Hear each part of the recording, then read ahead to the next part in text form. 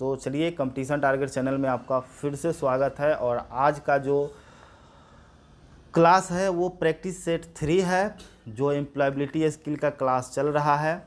और ये जो है कि पूरी तरह से निम्मी क्वेश्चन बैंक से क्वेश्चन लिया गया है, जैसा कि आपको पहले से पता है। ठीक है, और आज जो है कि हम प्रैक्टिस सेट 3 करने वाले हैं। और ये पूरा का पूरा क्लास ITI बेस्ट है, ITI के लिए बेहतर है। और ये फर्स्ट ईयर का क्लास चल रहा है, जो 1 साल और 2 साल वाले कोर्स के लिए फर्स्ट ईयर का ये सारा का सारा क्वेश्चन है। तो यदि आप फर्स्ट ईयर में हैं तो पूरे वीडियो को अंत तक ज़रूर देखिए। ठीक है, और चैनल को सब्सक्राइब नहीं किए हैं तो ज़रूर कर लीजिए, ताकि हर रोज़ का अपडेट आपको मिलता रहेगा। तो चलिए फिर हम लोग क्वेश्चन की ओर मूव करते हैं और देखते हैं क्या है क्वेश्चन। तो चलिए, पहला क्वेश्चन है कि the way we interact, manage and deal with our external environment is known as dash skill. मतलब जिस तरह से हम अपने बाहरी वातावरण के साथ बातचीत करते हैं, उसका प्रबंधन करते हैं और उससे निपटते हैं, उसे डैश कौशल कहा जाता है। तो बताइए, हम अपने इन्वायरमेंट में जो हम इन्वायरमेंट के साथ जो हम बातचीत करते हैं, उसका मैनेजमेंट करते हैं, उसको निपटाते हैं, वो कौन सा कौशल में आता है। तो ऑप्शन ए दिया है बिहेवियर, और दूसरा है टेक्निकल व्यवहारिक टेक्निकल तकनीकी हो गया, म्यूजिकल संगीतमय हो गया, टीचिंग शिक्षण हो गया। तो ये हो गया व्यवहारिक कौशल कहा जाता है। अगर हम अपने वातावरण में, बाहरी वातावरण में अगर हम किसी से बातचीत करते हो या घुल मिल जाते हैं, ठीक है ना, तो ये हमारा व्यवहार होता है कि हम किसी से इको फ्रेंडली हो जाते हैं, है ना। तो इसका जो करेक्ट आंसर होगा वो होगा बिहेवियरल, मतलब व्यवहारिक। नेक्स्ट क्वेश्चन की ओर मूव करते हैं। हाँ, अगला क्वेश्चन है dash is one of the behavioral skill that is required to organize work efficiently and complete it on time। मतलब यह उन डैश व्यवहारिक कौशलों में से एक है जो कार्य को कुशलतापूर्वक व्यवस्थित करने और समय पर पूरा करने के लिए आवश्यक है। कौन सा व्यवहारिक कौशलों में से एक है? जैसे पेंटिंग करना, कुकिंग करना, टाइम मैनेजमेंट और डांसिंग। तो इसका जो करेक्ट आंसर क्या होगा? टाइम मैनेजमेंट जो है कि बड़ा इम्पॉर्टेंट है, समझ गए। यहाँ पे टाइम मैनेजमेंट होगा, क्योंकि time management is one of the behaviour skill that is required to organise work efficiently and complete it on time. मतलब समय पर अगर हमको किसी काम को अगर करना हो, ठीक है, तो हमें क्या ज़रूरी है? टाइम मैनेजमेंट ज़रूरी है। अगर हम अपने वर्क को या अपने दैनिक काम को जो है कि अगर समय के अनुसार हम करते हैं, तो हम कह सकते हैं कि मेरा व्यवहारिक कौशल बहुत ही बेहतर है, और आपका प्रतिष्ठा भी अपने ग्रुप में, अपने समाज में, अपने यूनिटी में होगा, अच्छा होगा। इसलिए टाइम मैनेजमेंट इसका करेक्ट आंसर हो जाएगा। पेंटिंग ज़रूरी नहीं है, कुकिंग, खाना बनाना, चित्रकारी करना और डांस करना, ये सब जो है कि व्यवहारिक कौशल में नहीं आता है। तीसरा नंबर क्वेश्चन है कि the way we manage solve the problem is called. मतलब जिस तरीके से हम समस्या का प्रबंधन करते हैं या समाधान करते हैं, उसे क्या कहते हैं? तब पॉजिटिव एटीट्यूड कहते हैं? नहीं, एटीट्यूड की ज़रूरत नहीं है। कन्फ्लिक्ट रिसोल्यूशन, हाँ ये हो सकता है, ठीक है ना। मतलब संघर्ष समाधान इसको कह सकते हैं। अगर हम अपनी समस्या को मैनेज कर ले रहे हैं, समाधान कर ले रहे हैं, तो ये संघर्ष समाधान होगा। नकारात्मक दृष्टिकोण भी नहीं होगा और जुनून भी नहीं होगा। मतलब ये तीनों ऑप्शन में बेस्ट ऑप्शन क्या है? बी है। तो इसका करेक्ट आंसर बी हो जाएगा। चलिए आगे हम लोग देखते हैं।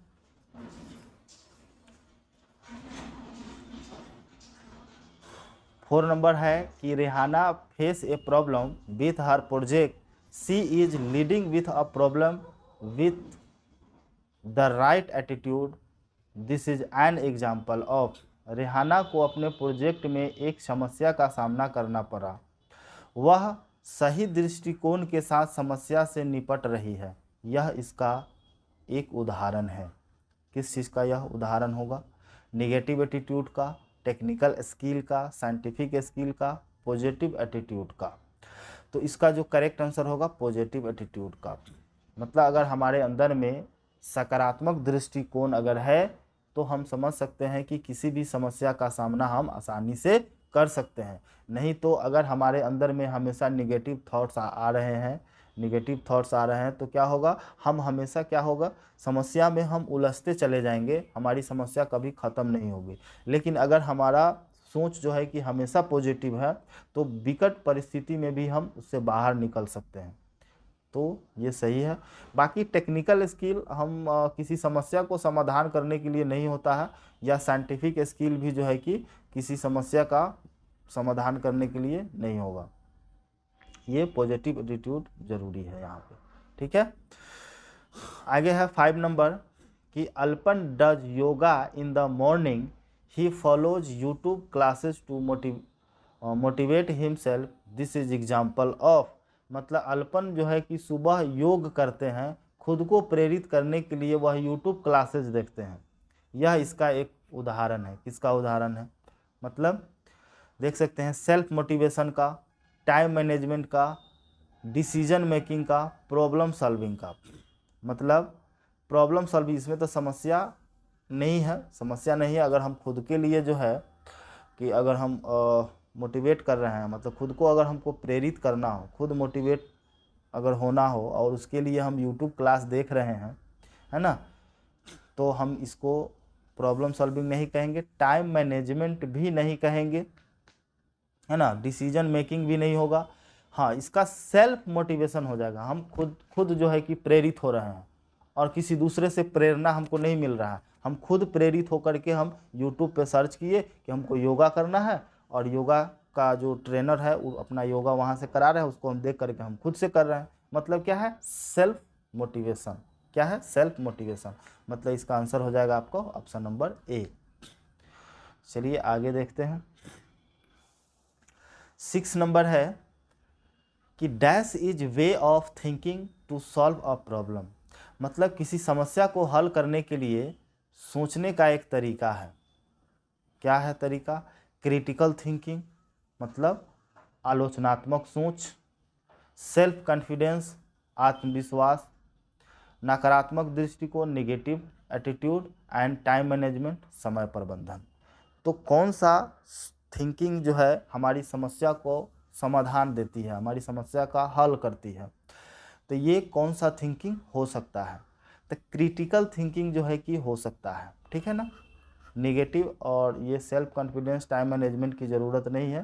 किसी समस्या को सॉल्व करने के लिए हमारा जो थिंकिंग होगा वो क्या होना चाहिए, क्रिटिकल थिंकिंग होना चाहिए, तो आलोचनात्मक सोच होना चाहिए। यही हमारा करेक्ट आंसर हो जाएगा। चलिए आगे देखते हैं। 7 है कि चूजिंग बिटवीन 2 और more option is known as dash process. मतलब 2 या 2 से अधिक विकल्पों में से चयन करना डैश प्रक्रिया कहलाता है। यहाँ पे डैश छूट गया है, ठीक है, डैश प्रक्रिया कहलाता है। तो दो या 2 से अधिक विकल्प अगर हमारे सामने में आएगा, अगर उसको हमको चुनना होगा तो उसको कौन सा प्रोसेस कहेंगे।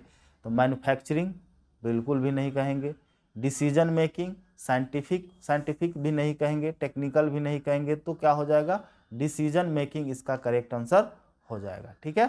मतलब हम डिसीजन ले पा रहे हैं, है ना। अगर हम दो चीज़ में से या 2 से अधिक ऑप्शन में से किसी एक ऑप्शन को चूज करना क्या कहेगा, डिसीजन मेकिंग। अब मान लीजिए कि यहाँ पे 4 ऑप्शन दिया गया है और आपको किसी भी एक ही ऑप्शन को चूज करना है। ऐसा नहीं कि हाँ 2 ऑप्शन 3 ऑप्शन को आपको चूज करना है, किसी एक ऑप्शन को चूज करना है। तो क्या है, आपको खुद का डिसीजन होना चाहिए कि हमने जो ऑप्शन को चुना है वो ऑप्शन करेक्ट है। तो इसको हम लोग बोलते हैं निर्णय लेना या डिसीजन मेकिंग कहेंगे, ठीक है। तो यही इसका आंसर हो जाएगा। 8 नंबर है कि which of the following is not a part of decision making. इसमें से कौन सा डिसीजन मेकिंग पार्ट नहीं है, मतलब डिसीजन मेकिंग का पार्ट नहीं है। मतलब खुद का जो है कि कह सकते हैं कि हम कोई भी डिसीजन नहीं ले सकते हैं, निर्णय लेने का हिस्सा नहीं है। पहला है आइडेंटिफाई प्रॉब्लम, मतलब समस्या की पहचान करना। उसके बाद है जनरेट ऑप्शन, विकल्प उत्पन्न करना। इम्प्लीमेंट डिसीजन और परफॉर्मेंस। अब बताइए कि इसमें से कौन सा जो है कि नहीं हो सकता है। तो परफॉर्मेंस जो है कि डिसीजन नहीं होता है। यहाँ पे देख लीजिए ऑप्शन नंबर डी, अगर हम कहीं पे परफॉर्मेंस दे रहे हैं, प्रदर्शन कर रहे हैं, तो वो कोई डिसीजन नहीं है।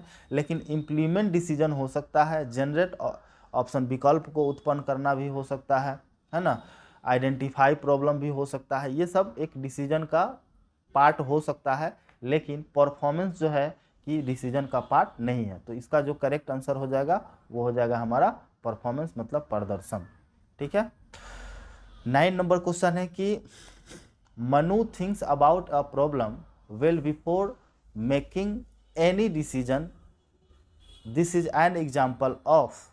मतलब मनु कोई भी निर्णय लेने से पहले समस्या के बारे में अच्छी तरह सोचता है, यह इसका उदाहरण है। यह डैश का उदाहरण है, यहाँ पे डैश होना चाहिए।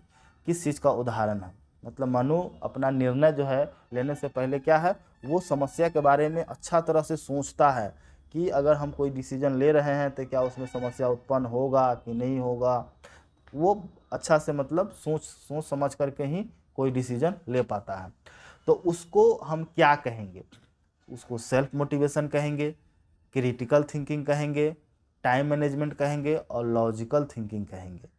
तो इसको हम लोग क्या कह सकते हैं? जैसे पहले भी हम ऑप्शन में देखे थे कि क्रिटिकल थिंकिंग जो होगा, आलोचनात्मक सोच जो होगा, इसी के कारण जो है कि किसी भी समस्या का आप समाधान जो है कि पहले ढूंढेंगे, नेगेटिव पॉजिटिव पॉइंट्स को आप पकड़ेंगे, उसके बाद डिसीजन लेंगे, है ना।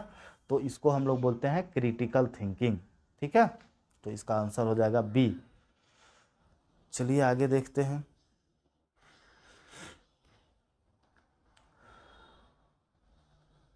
टेन नंबर क्वेश्चन है कि Revathi got a job offer out of her town, she decided to refuse the offer after listening the pros and cons. ये थोड़ा सा हमको गलत लग रहा है। ठीक है, सी फॉलोड द प्रोसेस। रेवती को अपने शहर से बाहर नौकरी का प्रस्ताव मिला। उसने अभी अच्छे बुरे पहलुओं को जानने के बाद प्रस्ताव को अस्वीकार करने का फैसला किया। उसने कौन सा प्रक्रिया का पालन किया है? मतलब उसको नौकरी का एक प्रपोजल आया। हाँ, यहाँ पे क्या होगा? प्रपोजल होगा, प्रपोजल होना चाहिए। नौकरी का क्या है? एक प्रस्ताव आया, अच्छा और बुरा पहलुओं को जो है कि स्वीकार करने का फैसला किया, और तब वो किस प्रक्रिया का पालन कर रहा है? तो डिसीजन मेकिंग का, पॉजिटिव एटीट्यूड का, कॉन्फ्लिक्ट रेजोल्यूशन का, नेगेटिव एटीट्यूड का।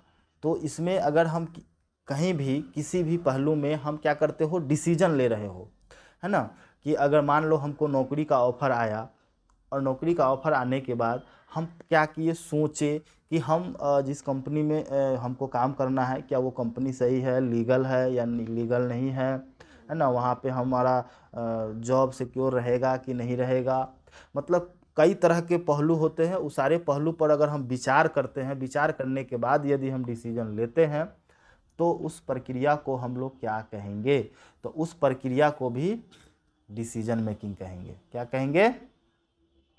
डिसीजन मेकिंग कहेंगे, क्योंकि हम खुद डिसीजन बिना लिए हुए हम कुछ कर नहीं रहे हैं, तो इसको डिसीजन मेकिंग कहते हैं। क्योंकि यहाँ भी रेवती ने क्या कर रहा है, प्रस्ताव को पहले वो सोच समझ रहा है, अच्छा और बुरा सारे पहलू को जानने के बाद वह प्रक्रिया को पालन करता है, मतलब डिसीजन मेकिंग हो गया।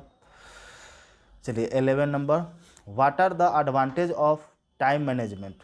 समय प्रबंधन का लाभ क्या है? टाइम मैनेजमेंट का क्या लाभ हो सकता है? तो कंप्लीट टास्क ऑन टाइम, मतलब समय पर काम को पूरा कर देना। अचीव डेली गोल्स, प्रत्येक दिन का जो है कि हम गोल को जो है कि प्राप्त करना। मतलब अगर हम हर दिन क्या है, एक छोटा छोटा लक्ष्य हम लोग बनाते हैं, उस लक्ष्य को प्राप्त कर ही लेना। ऐसा नहीं कि चलो आज छोड़ दो कल ही कर लेते हैं। बहुत सारे लोग होते हैं कि सफलता की ओर चल रहे हैं, लेकिन कोशिश करते हैं कि रे आज रहने दो, आलस जो है कि छोड़ो, कल करेंगे, कल नहीं होगा परसों करेंगे, 1 घंटा के बाद करेंगे, 2 घंटा के बाद करेंगे। तो ऐसा नहीं, मतलब ये कहता है कि अचीव डेली गोल्स, मतलब प्रत्येक दिन गोल्स को वो अचीव कर पाता है। रिड्यूस स्ट्रेस, अपने स्ट्रेस को क्या है, रिड्यूस कर दे रहा है, मतलब अपने तनाव को कम कर रहा है। और ऑप्शन है ऑल ऑफ दीज, मतलब आप ऑप्शन को देखने से पता आपको चल गया होगा कि क्या इसका आंसर हो सकता है। ये सारे के सारे जो ऑप्शन है वो एकदम परफेक्ट लग रहा है टाइम मैनेजमेंट के लिए, तो ऑप्शन नंबर डी इसका करेक्ट आंसर हो जाएगा। ठीक है ना, ऑल ऑफ दीज मतलब इनमें सभी।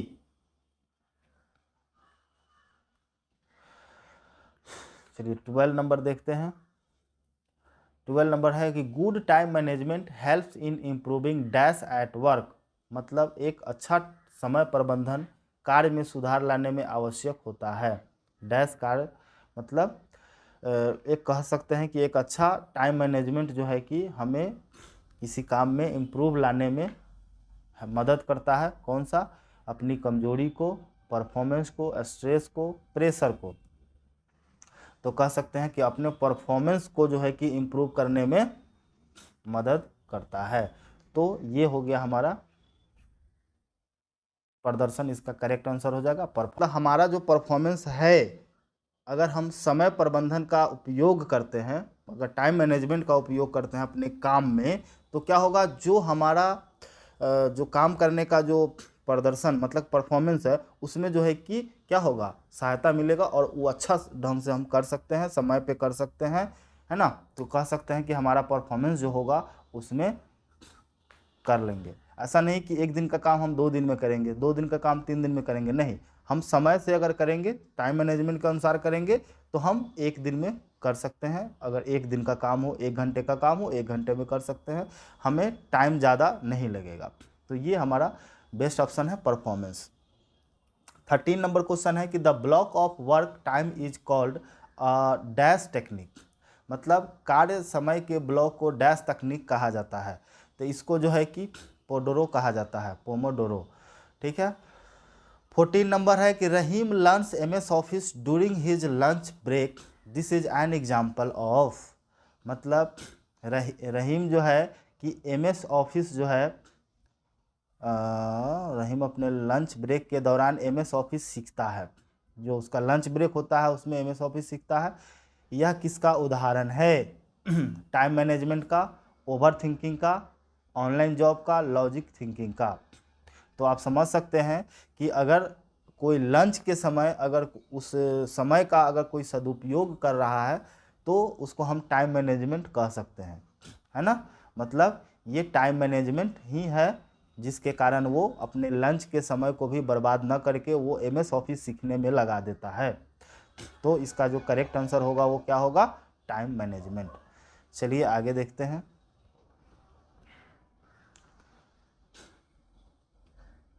15 है कि Bhanu creates 25 minute task planner and never gets distracted in the block time, which method does she follow, मतलब भानु 25 मिनट का कार्य योजना बनाती है और निर्धारित समय में कभी विचलित नहीं होती है, वह कौन सी विधि अपनाती है।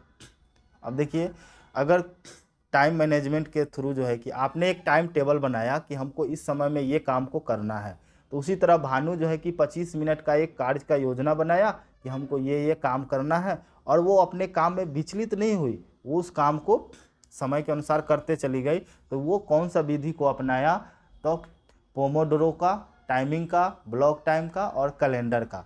तो इसका किस चीज़ का किया, तो पोमोडोरो का जो है कि विधि का उपयोग करके वो अपने टाइम मैनेजमेंट को कंप्लीट किया, मतलब अपने टाइम मैनेजमेंट पे रही और अपना काम को कंप्लीट किया। ठीक है, तो इसका आंसर हो जाएगा पोमोडोरो विधि है। 16 है finding a solution to any problem is known as dash skill, अगर किसी समस्या का समाधान को ढूंढ लेना कौन सा कौशल के रूप में जाना जाता है, तो over thinking, critical thinking, decision making, problem solving.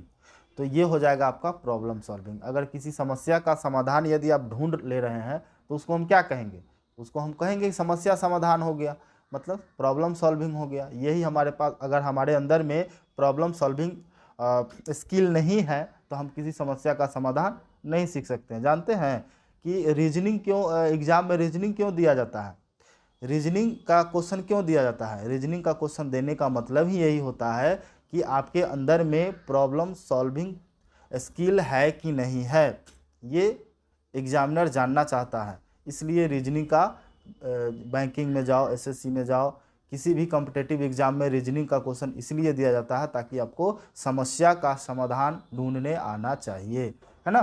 तो इसका इसलिए इसका आंसर क्या होगा, प्रॉब्लम सॉल्विंग।